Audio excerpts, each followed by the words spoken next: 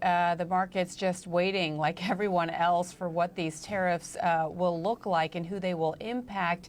But it's coming as I know you speak to Wall Street CEOs and analysts really concerned about what this means for growth forecasts going forward. A lot of uncertainty. And these CEOs are also speaking with White House aides, including the president. Talk about the impact that this will all have on business and Wall Street.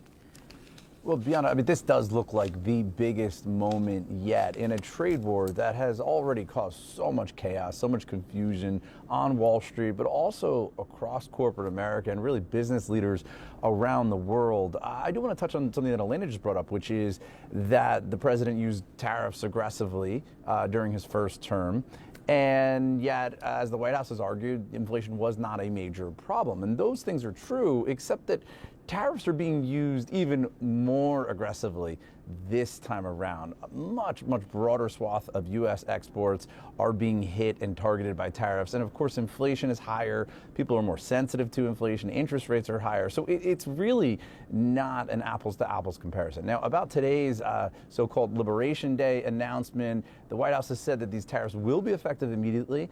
That's something that has alarmed some economists and some investors because it's not really clear how you could even make it effective immediately, and it would mean businesses have almost no time to adjust. There's a range of proposals under consideration, including perhaps more limited tariffs on some countries, and then this more extreme option of potentially an up to 20% universal tariff. Investors and economists have said to me that that is really the worst case scenario. That is the most extreme item on this tariff menu. And just to give you some context there, the Budget Lab at Yale said that, look, if there's this 20% broad tariff, on top of the already existing tariffs that Trump has put into place, well, you'd be looking at a U.S. tariff rate at almost 33%.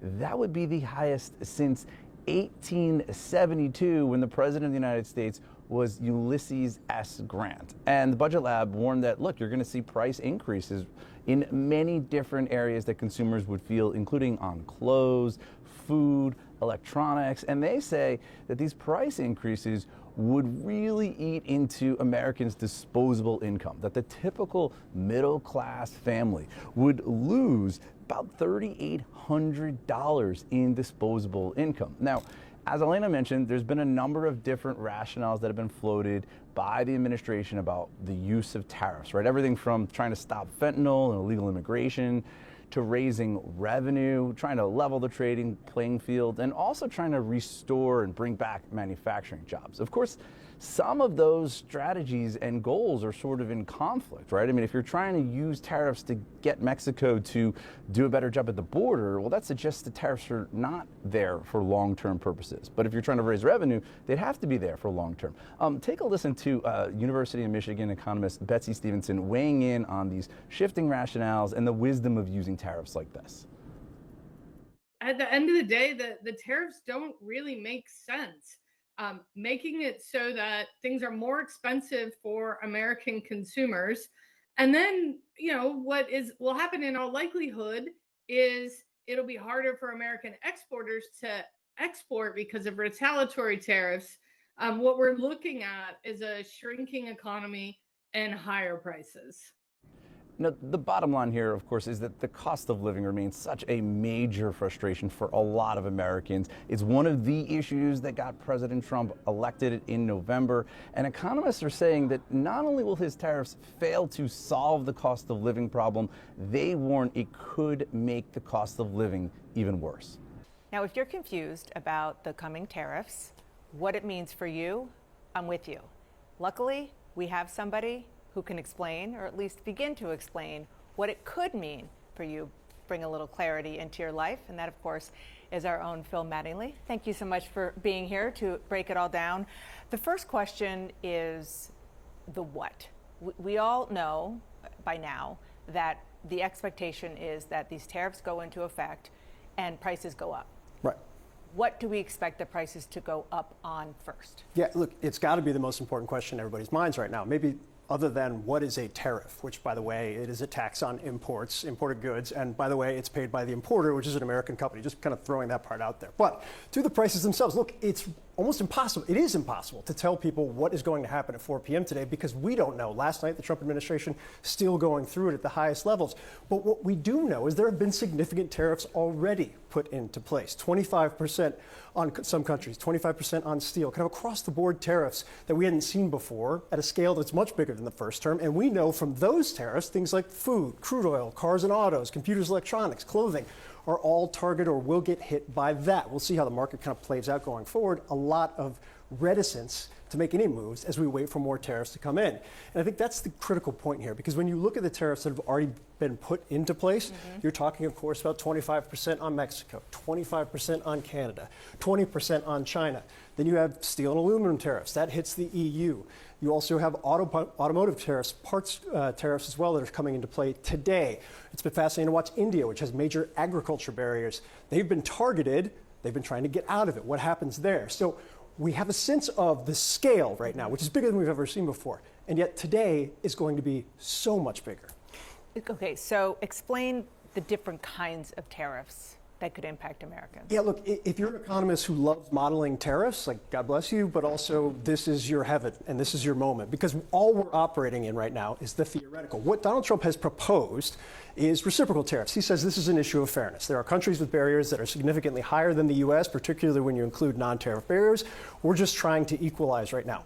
That's really hard to do, going country by country, product by product. How do you define non-tariff barriers? However, the Yale Budget Lab has been doing some great work trying to figure this out.